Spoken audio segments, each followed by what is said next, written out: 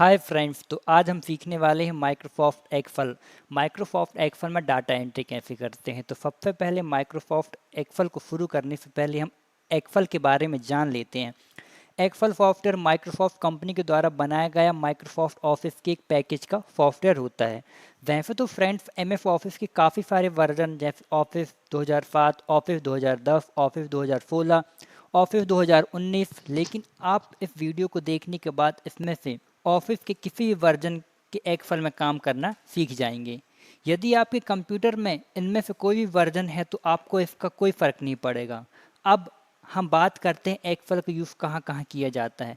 तो एक्सेल का यूज़ उस हर जगह पर किया जाता है जहाँ भी मैनेजमेंट या अकाउंटिंग से संबंधित कोई भी काम किया जा रहा हो, जैसे स्कूल में स्टूडेंट का रिकॉर्ड मैनेजमेंट करने में और फीस मैनेजमेंट में। अगर किसी कंपनी की बात करें तो एम्प्लॉय का रिकॉर्ड मैनेजमेंट में, सेल्स परचेस करने में और डिफरेंट टाइप की बैलेंस शीट बनाने में। तो यदि आप भी यह सभी काम सीखना चाहते हैं और एक्सेल की मदद से एक अच्छी जॉब करना चाहते हैं तो बस आपको इस वीडियो को बिना स्किप किए देखना है। तो चलिए अब प्रैक्टिकल सीखना स्टार्ट करते हैं। तो सबसे पहले हम एम एस एक्सेल को ओपन कर लेंगे। ओपन करने के लिए देखिए हमारे डेस्कटॉप पर एम एस एक्सेल का आइकॉन दिखाई दे रहा है। हम इसको डबल बार क्लिक करेंगे तो हमारा जो एम एस एक्सेल है वो ओपन हो जाएगा। ओपन होने के बाद आपको इस प्रकार से इंटरफेस आएगा। देखिए इस इंटरफेस में आपको बॉक्स बॉक्स टाइप के दिखाई दे रहे हैं, है ना। इसको बोला जाता है शीट। ये होती है हमारी शीट 1, शीट 2, शीट 3 और भी हम यहाँ पर शीट ले सकते हैं।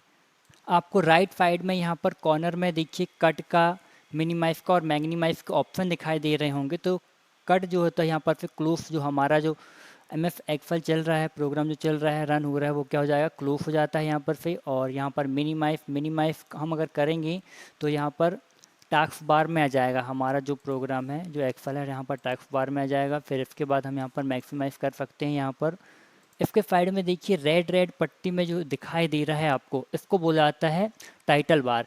ये बुक 1 माइक्रोसॉफ्ट एक्सेल लिखा हुआ है। जैसे हम यहाँ पर बुक 1 की जगह और कुछ नाम से सेव करते हैं एम एस एक्सेल को, कंट्रोल एफ से कुछ और नाम से सेव कर लेंगे। यहाँ पर देखिए तो यहाँ पर हमारा नाम दिखाई देता है, जो भी नाम से हम सेव करते हैं, ठीक है।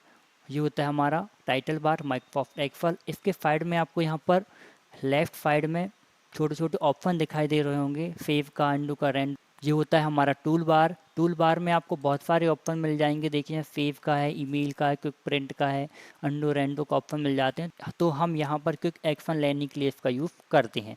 तो सबसे पहले देखिए यहाँ पर फाइल मेन्यू ओपन हो जाता है। फाइल मेन्यू में आपके बहुत सारे ऑप्शन आपको दिखाई देते हैं। सेव का है, सेव अप का है, ओपन, क्लोज, इन्फो, रिसेंट।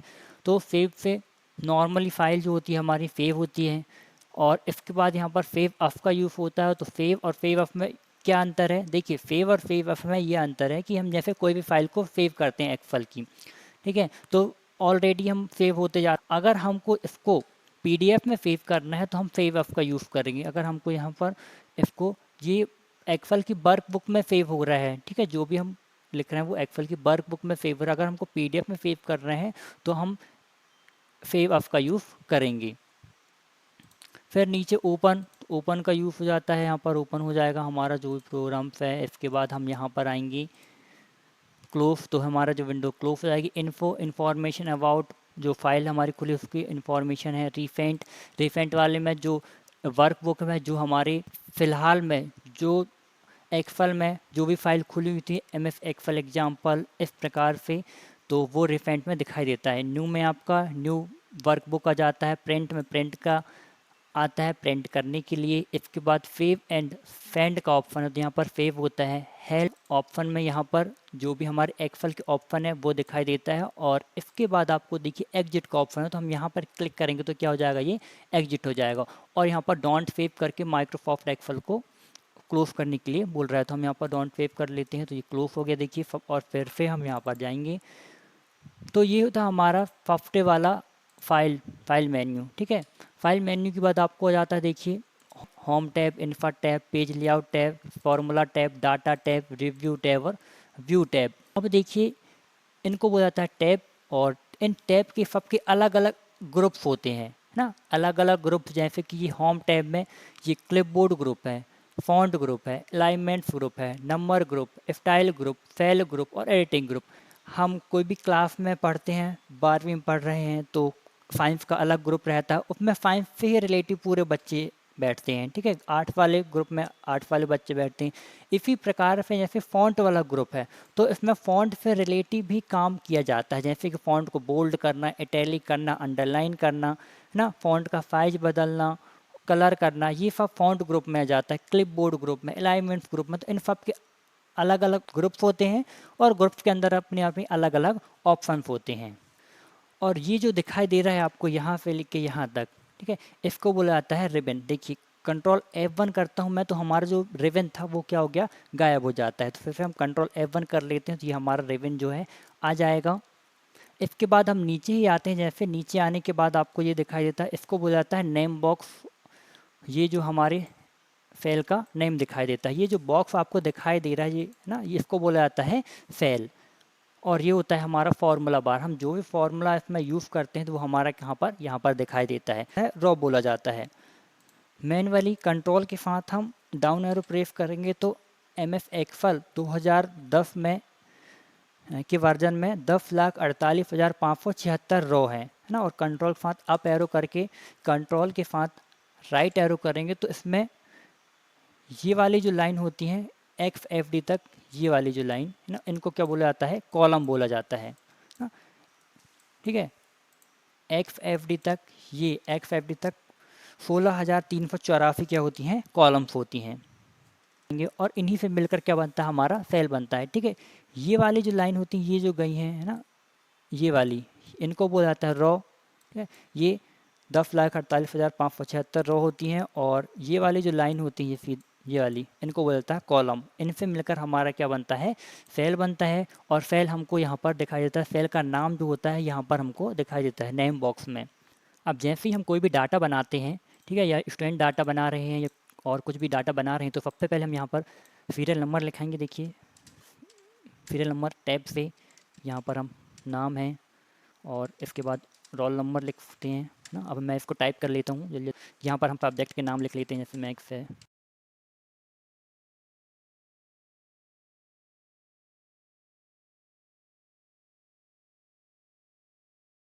पूरी हेडिंग्स यहाँ पर डाल ली हैं। उसके बाद हम एंट्री करना शुरू करेंगे। तो सबसे पहले सीरियल नंबर में देखिए 1 है, 2 है, 3 है। इस प्रकार से अगर हम डालते हैं तो बहुत ज़्यादा टाइम लगेगा, जैसे बहुत ज़्यादा डाटा रहता है तो हम इसको क्या रहता है, बहुत ज़्यादा टाइम लगता है। इसके लिए हम एक ट्रिक रहती है, जैसे हमको 1 और 2 यहाँ पर लेके आते हैं और यहाँ पर बीच से लेके आने के बाद इसको हमको सेलेक्ट करना है और नीचे हमको यहाँ पर ड्रैग एंड ड्रॉप कर लेना है, ठीक है।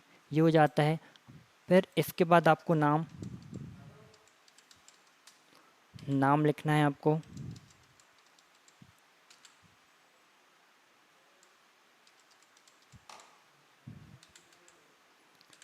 और ऐसे ही हमको रोल नंबर लिखना है। अगर एक का रोल नंबर है, जैसे 11 से 1102, तो फिर उसको फिर से ऐसे ही सेलेक्ट करेंगे हम और ड्रैग एंड ड्रॉप कर लेंगे।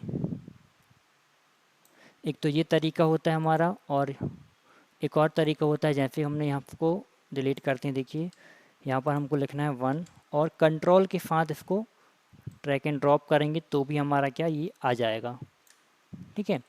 फिर इसके बाद हम यहाँ पर नंबर्स लिख लेंगे। देखिए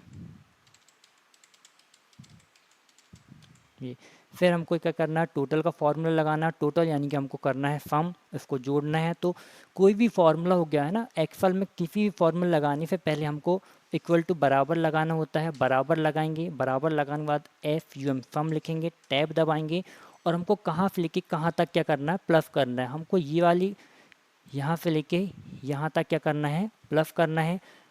ये अगर आपसे सेलेक्ट करते नहीं आ रहा है तो हम इन सेलों का नाम लिख लेंगे। जैसे ये D2 है, ठीक है, D2 के बाद हमको कॉलन लगाना है। कॉलन लगाने के बाद H2 को सेलेक्ट कर देंगे, यहाँ तक हमारा सेलेक्ट हो जाएगा। इसके बाद हमको ब्रैकेट बंद कर देना है और एंटर कर देना है। तो ये हमारे यहाँ पर फार्मूला लग गया। देखो फार्मूला लग गया, यहाँ पर आपको दिखाई दे रहा है। फिर इसको ड्रैग एंड ड्रॉप कर देंगे नीचे तक, तो हमारा ये प्लस का जो है वो सभी जगह ऐसे लग जाएगा। इसके बाद देखिए हमको परसेंटेज निकालना है, तो बचपन में हम परसेंटेज कैसे निकालते थे, जैसे कि हमारा जितने भी टोटल मार्क्स होते थे और जितने सब्जेक्ट रहते थे उसमें हम क्या कर देते थे, मल्टीप्लाई यानी कि भाग कर देते थे। ठीक है, तो सबसे पहले हमको क्या कर लेना है, बराबर लगाना है। बराबर लगाने के बाद हमको यहाँ पर टोटल वाली सेल को यहाँ पर हमको सेलेक्ट कर लेना है और यहाँ पर सेल का नाम आ जाएगा, और उसके बाद भाग का फाइन लगाएंगे। और जितने भी सब्जेक्ट हैं हमारे, जैसे अभी हमने 6 नहीं लिया है, 5 सब्जेक्ट है हमारे, तो 5 से क्या कर देंगे, भाग कर देंगे। ठीक है, और उसके बाद एंटर कर देंगे। एंटर करने के बाद आपको देखिए यहाँ पर आपका परसेंटेज निकल के आ जाते हैं, और ऐसे ही हम यहाँ पर पूरे में क्या कर लेते हैं, परसेंटेज वाला फॉर्मूला लगा लेते हैं। ठीक है, अब रिजल्ट के लिए देखिए, हम रिजल्ट के लिए अगर हम पास और फेल का फॉर्मूला लगाते हैं लॉजिक वाला, तो हम यहाँ पर लगाते हैं, देखिए बराबर लगाएंगे, एफ वाला फॉर्मूला लगा लेंगे। इसमें हम ऐसा लॉजिक लगाए, जैसे कि देखिए हमको क्या करना है, जी वाले सेल को सेलेक्ट करना है किसमें, जिसमें परसेंटेज है। ठीक है, और हमको ये परसेंटेज में इसमें सेलेक्ट किया, और फिर ग्रेटर देन हो या बराबर हो किससे, जी वाले कॉलम में है ना, ये वाले सेल में किससे, 33% से ज़्यादा हो या बराबर हो ना, नीचे कॉमा लगा लेंगे, डबल इन्वर्ट कॉमा में लिखेंगे हम पास ना, तो क्या हो जाए, पास आ जाए। यहाँ पर लॉजिक लगाया है कि ये वाले जो सेल है परसेंटेज है, इसमें अगर 33% है तो ये क्या आ जाए, हमारा पास आ जाए। ठीक है, और अगर नहीं है ना, फिर नीचे कॉमा लगा के डबल इन्वर्ट कॉमा में लिख देंगे फेल, तो क्या आ जाए, हमारा फेल आ जाए, और ब्रैकेट को बंद कर देंगे और फिर एंटर कर देंगे। देखिए तो ये आपका क्या आ जाता है, पास आ जाता है, और यहाँ पर ड्रैग एंड ड्रॉप कर देंगे, तो ये आपका यहाँ पर और में फेल दिखाई देता है। ठीक है, इस प्रकार से हम उसको कॉलम की विड्थ को छोटा बड़ा कर सकते हैं, यहाँ पर से इसकी चौड़ाई को बढ़ा, हाइट को बढ़ा सकते हैं, कम कर सकते हैं। ठीक है, अब और भी फॉर्मूले यहाँ पर नॉर्मली रहते हैं, मिनिमम का है, मैक्सिमम का है, यानी कि हमको ये देखना है कि मैक्स में से हिंदी तक इसमें किस में सबसे ज़्यादा मार्क्स या किस में सबसे ज़्यादा कम है, तो हम यहाँ पर मिनिमम का फॉर्मूला लगा लेते हैं। कब सबसे ज़्यादा कम है तो बराबर लगाएंगे सबसे पहले, तो देखिए, और मिनिमम लिखेंगे ना, और टैब दबा देंगे, तो मिनिमम का फॉर्मूला हमको यहाँ से यहाँ तक देखना है किस में इसके मार्क्स कम है ना, तो हम यहाँ पर ऐसे देख सकते हैं मिनिमम का फॉर्मूला लगा के ना, कि यहाँ पर आ जाएगा।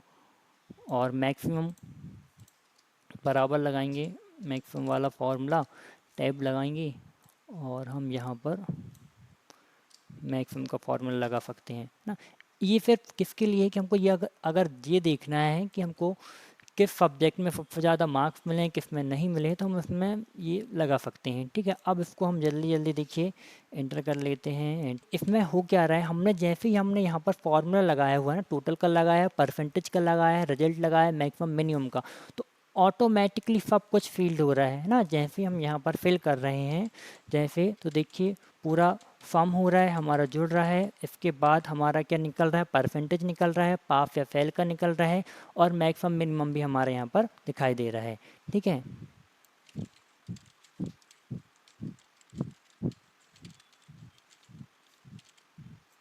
चलिए, तो हमने डाटा एंट्री इसमें एंट्री कर ली है। तो सबसे पहले हम होम टैब के सभी ग्रुप, जैसे क्लिपबोर्ड, फॉन्ट ग्रुप, तो एक एक करके सभी ग्रुप के ऑप्शन को हम समझने वाले हैं। चलिए, सबसे पहले हम फॉन्ट ग्रुप समझ लेते हैं। फॉन्ट ग्रुप में देखिए यहाँ पर बोल्ड, इटैलिक, अंडरलाइन का ऑप्शन है, तो सबसे पहले हम इनको सेलेक्ट करते हैं। सेलेक्ट करने के बाद आपको यहाँ पर फ़ॉन्ट दिखाई देते हैं, बहुत सारे फ़ॉन्ट, जो भी फ़ॉन्ट में आप उसको लेना चाहते हैं वो फ़ॉन्ट आप यहाँ पर ले सकते हैं। ठीक है, इसके बाद यहाँ पर फ़ॉन्ट को बड़ा कर सकते हैं, छोटा कर सकते हैं, और इसके बाद यहाँ पर बोल्ड का ऑप्शन है, बोल्ड कर सकते हैं, इटैलिक कर सकते हैं, अंडरलाइन कर सकते हैं इनको।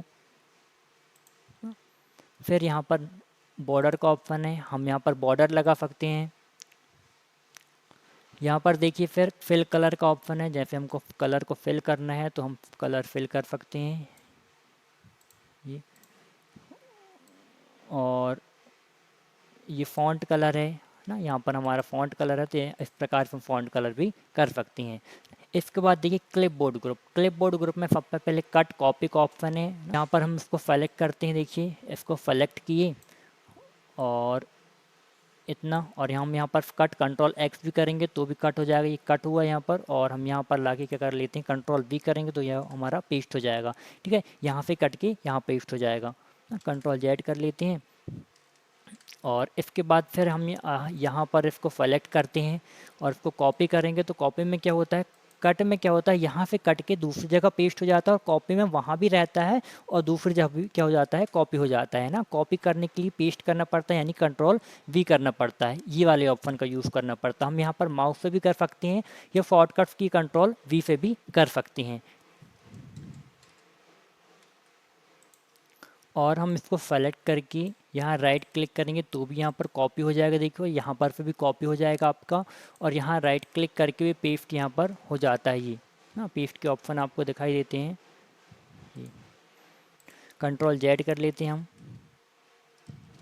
इसके बाद देखिए फॉर्मेट प्रिंटर, फॉर्मेट प्रिंटर का ऑप्शन आपको दिखाई दे रहा है। जैसे कि हम यहाँ पर और कुछ भी लिखते हैं, जैसे हम डाटा एंटर करते हैं, देखिए ये वाले सेल में यहाँ पर हमने कुछ लिखा हुआ है ना।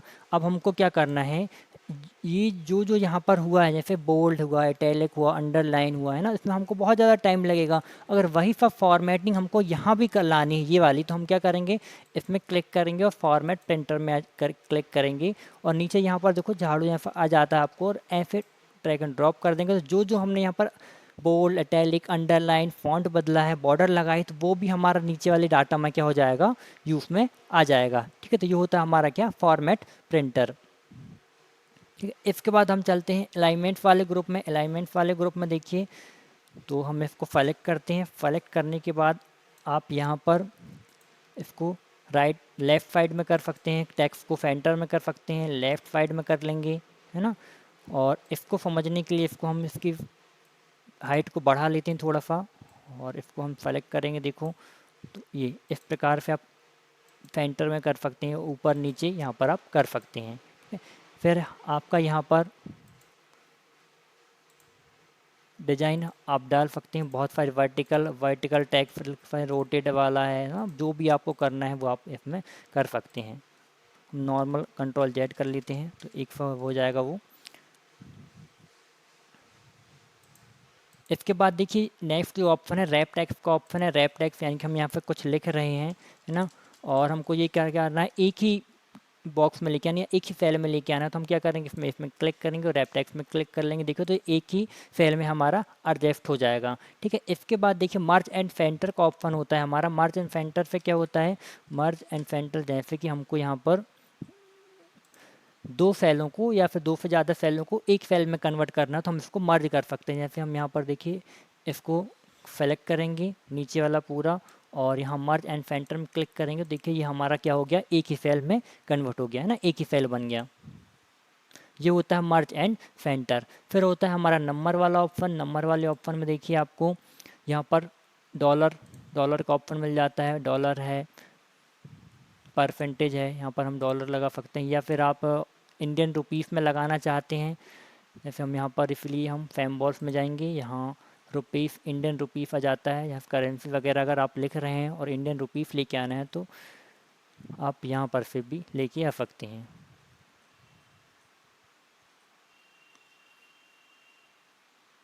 ये है, ओके करेंगे तो ये हमारा क्या आ जाएगा, इंडियन रुपीस में भी आ जाएगा। ठीक है, कंट्रोल जेड कर लेते हैं इसको। इसके बाद देखिए यहाँ पर आपको एक और ऑप्शन दिखाई देता है। अगर हमको परसेंटेज लगाना तो परसेंटेज आपको यहाँ पर से नहीं लगेगा। परसेंटेज लगाने के लिए हमको इसको सेलेक्ट करना है। सेलेक्ट करने के बाद हमको राइट क्लिक करना है। राइट क्लिक करने के बाद फॉर्मेट सेल्स में जाना है ना। फॉर्मेट सेल्स में जाने के बाद यहाँ पर आपको कस्टम में जाना है। कस्टम में जाने के बाद आपको जीरो सेलेक्ट करना है। जीरो सेलेक्ट करने के बाद आपको बैक स्लीव लगाना है। बैक स्लीव लगाने के बाद आपको परसेंटेज लगाना है। परसेंटेज लगाने के बाद आपको यहाँ पर देखो सिंपल दिखाई दे रहा है ना, सैंपल यहाँ पर, और ओके कर देना है। तो देखिए आपके यहाँ पर सब में परसेंटेज दिखाई दे रहे हैं। ठीक है, इसके बाद देखिए स्क्रीन डेसिमल का ऑप्शन है, आपको यहाँ पर सेलेक्ट करना है, और इसके आगे का अगर आपको जितनी भी जीरो वाली संख्या, जैसे 77.00%, तो आप जितने भी लेना चाहते हैं वो ले सकते हैं। यहाँ पर कम करना है, कम कर सकते हैं।